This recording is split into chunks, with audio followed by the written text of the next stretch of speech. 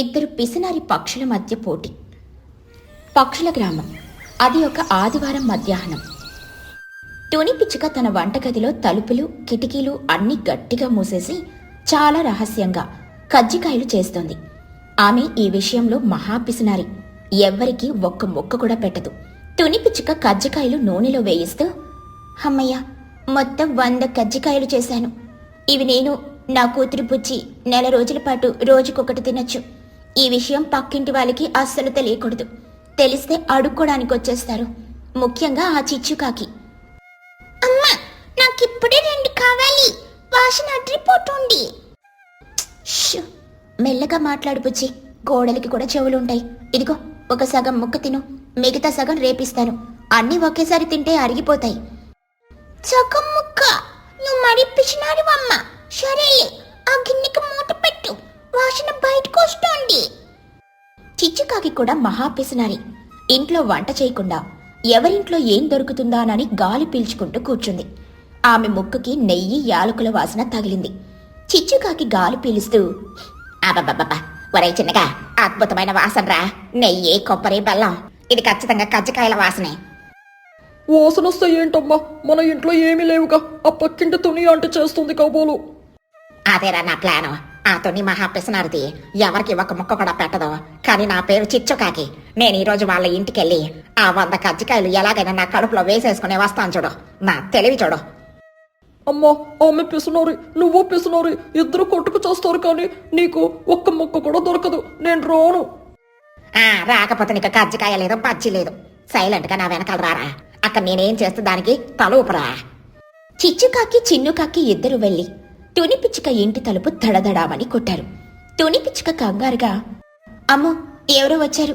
బుజ్జి, ఆ కజ్జికాయల గిన్నెని మంచం కింద దాచి దాని మీద పాత దుప్పటి కప్పు, త్వరగా త్వరగా.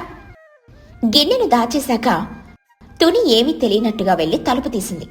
చిచ్చుకాకి నవ్వుతూ బలవంతంగా లోపలికి దూరిపోతూ, hi Tuni, my dear best friend, ఎలా ఉన్నావు? నిన్ను చూసి చాలా రోజులైనట్టు అనిపించే ఇలా వాలిపోయానులే. తుని పిచ్చుక లోపల మండిపోతూ బయటేమో నవ్వుతూ, ఓహో చిచ్చు, రా కూర్చో. ఏమిటిలా వచ్చావు? ఈ టైంలో అందరూ పడుకుంటారు కదా. పడుకుంటే ప్రేమలు పెరుగుతాయా తుని? బంధాలు ముఖ్యం కదా. ఆయన మీ ఇంట్లో ఏదో అద్భుతమైన వాసన వస్తుంది. గుడిలో ప్రసాదం వాసన వస్తుంది.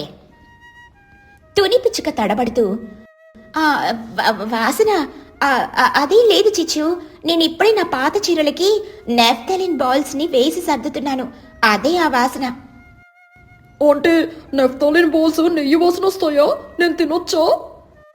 అమ్మో, అవి తింటే చచ్చిపోతావురా.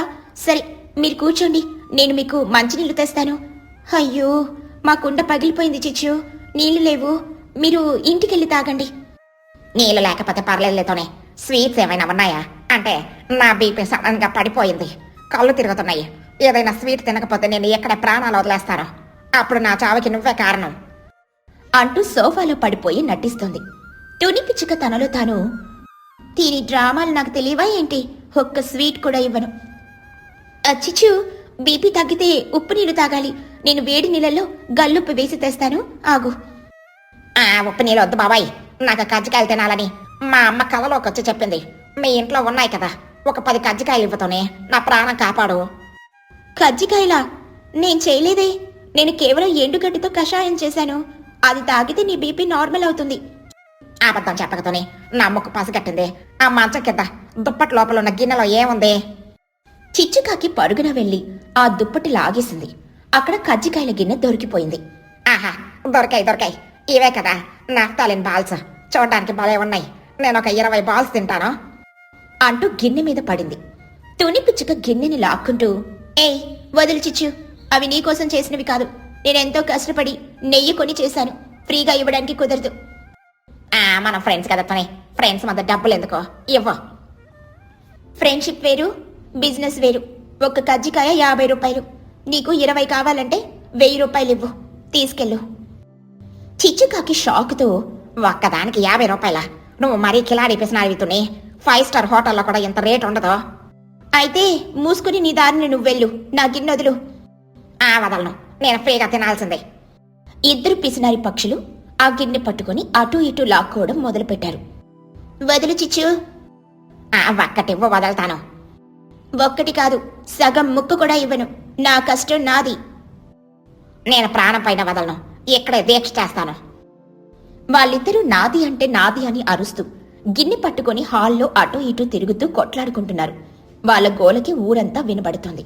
కాని వాళ్ళిద్దరికీ తెలియని విషయం ఏమిటంటే ఆ లాగులాటలో గిన్నె మూత కాస్త ఓపెన్ అయ్యి వాళ్ళు గిన్నెని లాక్కుంటూ ఉండగా పక్కనే ఉన్న బుజ్జి పిచ్చుక చిన్ను కాకి ఒక అద్భుతమైన అవకాశం దొరికింది. బుజ్జి పిచ్చుక గుసగుసగా, చిన్ను, మా అమ్మ నాకు కూడా సగం ముక్కే ఇష్టానండి. మీ అమ్మేమో ఫ్రీగా తినాలని చూస్తుంది. వాళ్ళిద్దరూ ఇలాగే కొట్టుకుంటారు. మనం ఒక పని చేద్దాం. ఏంటి బుజ్జి, నాకైతే ఆకలితో కడుపు మండిపోతుంది. వాళ్ళు గిన్నె పట్టుకుని అటు ఇటు తిరుగుతున్నారు కదా.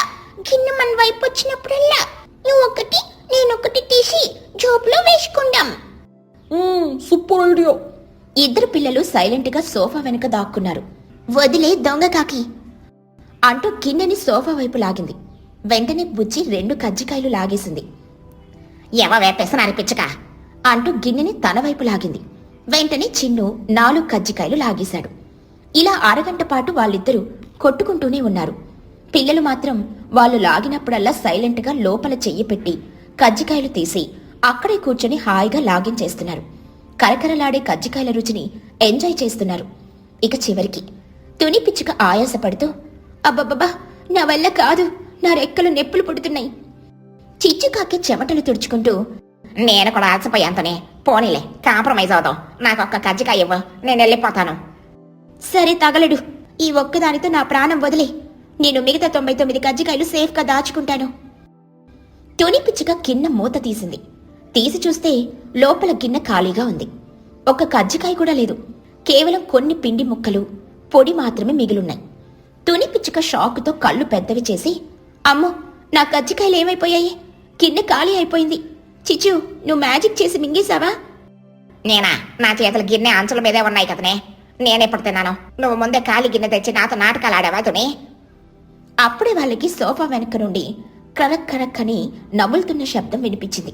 ఇద్దరు వెళ్లి చూసేసరికి బుజ్జి పిచ్చుక చిన్ను కాకి కడుపుల నిండా పగిలిపోయేలా తిని ఆఖరి కజ్జికాయను సగం సగం పంచుకుని తింటున్నారు.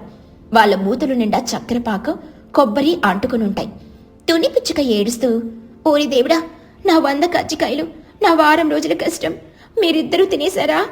బుజ్జి పిచ్చుక తేంచుతూ, అవునమ్మా, మీరు గిన్నె అటు ఇటు ఊపుతుంటే అవి ఎగిరి నా నోట్లో పడిపోయాయి. చాలా టేస్టీగా ఉన్నాయమ్మా. నాన్ని కూడా ఉంచలేదు మేము.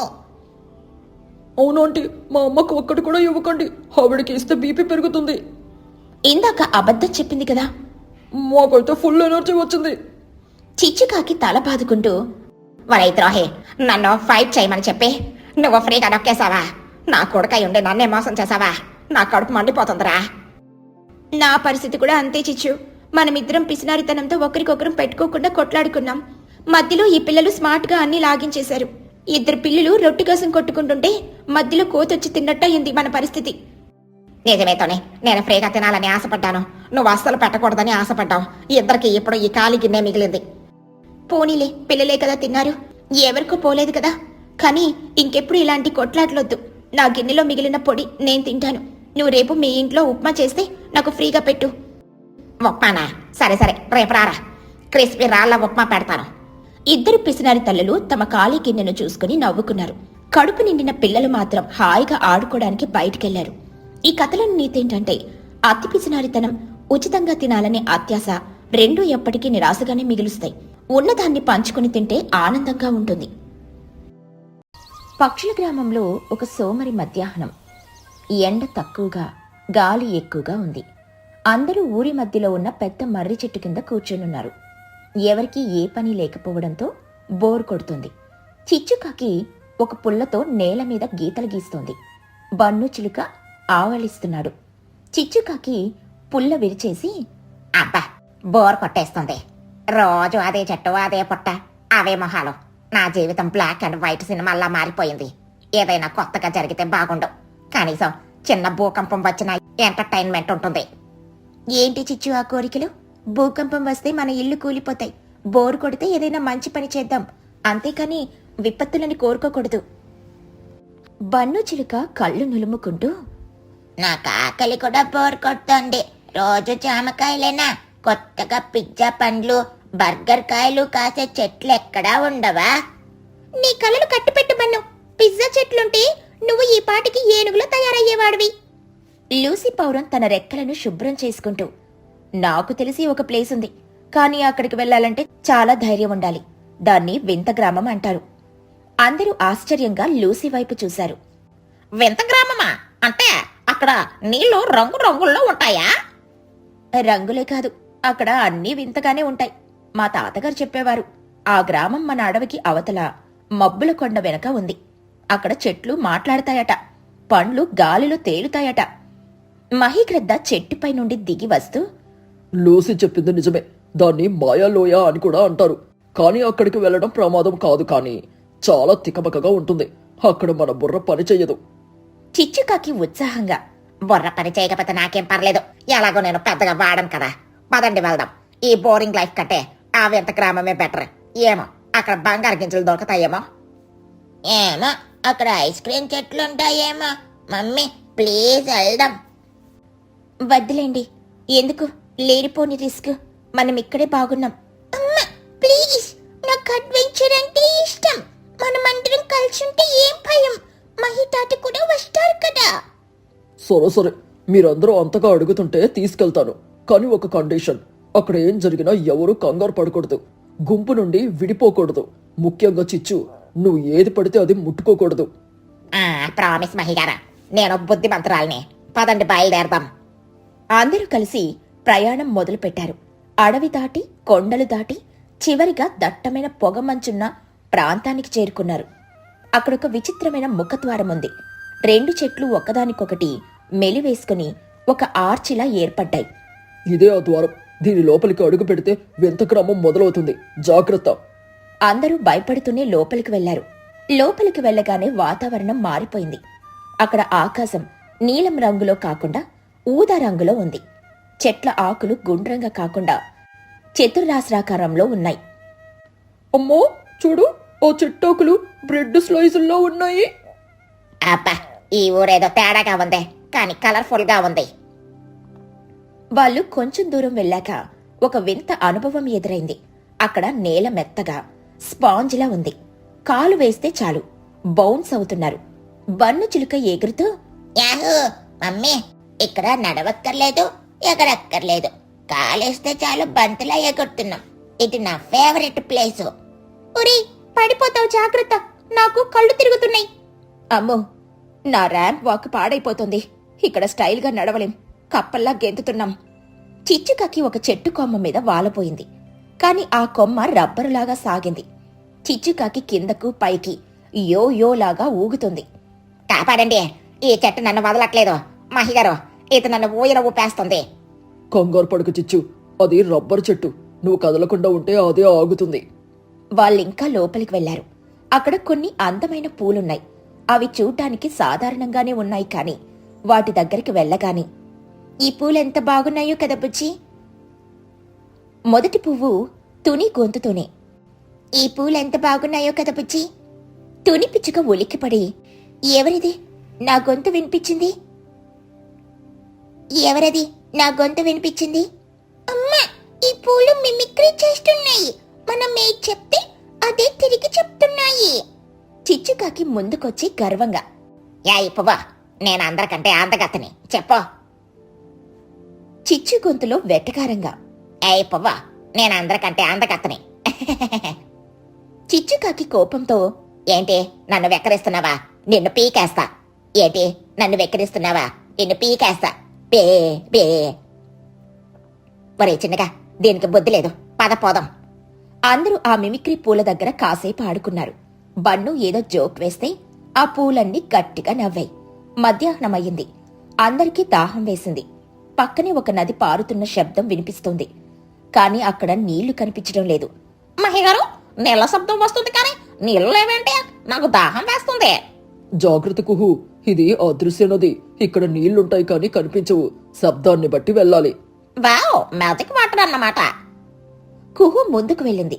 సడన్ గా ప్లక్మని ఒక శబ్దం వచ్చింది. కుహు గాలిలో ఈత కొడుతున్నట్టు కనిపించింది. ఆమె శరీరం సగం మాయమైపోయింది, ఎందుకంటే నీళ్ళల్లో ఉంది కాబట్టి. ఫ్రెండ్స్ రండి, నీళ్లు చాలా చల్లగా ఉన్నాయి, కానీ నా కాళ్ళు కనిపించడం లేదు. నేను రాను, ఆ నీళ్లు నన్ను కూడా మాయం చేస్తే నాకు భయం. పర్లేదులే బన్ను, తాగి చూడు. అందరూ గాలిలో చేతులు పెట్టి నీళ్లు దోసలిలోకి తీసుకున్నారు. చేతికి తడి తగులుతోంది కాని నీళ్లు కనిపించడం లేదు. ఆ నీళ్లు తాగితే తీయగా కొబ్బరి నీళ్లలా ఉన్నాయి. సూపర్, ఈ నీళ్ళ బాటిల్స్ లో నిప్పి మన ఊర్లో అమ్మితే కోట్లు సంపాదించొచ్చు. చిచ్చు మ్యాజిక్ వాటర్ అని బ్రాండ్ పెడతా. నీ వ్యాపారం గోల ఆపు చిచ్చు, ముందు దాహం తీర్చుకో. సాయంత్రం అవుతోంది. వాళ్ళొక తోటలోకొచ్చారు. అక్కడ చెట్ల నిండా పెద్ద పెద్ద పండ్లున్నాయి. అవి చూడ్డానికి లడ్డూలా, జిలేబీలా, పిజ్జాల్లా ఉన్నాయి. బన్ను చిలుక నోట్లో నీళ్లూరుతూ ఉండగా, నా కల నిజమైంది. పిజ్జా చెట్టు, లడ్డూ చెట్టు, ఆకలేస్తుంది. నేను వెళ్ళి కోసుకుంటాను.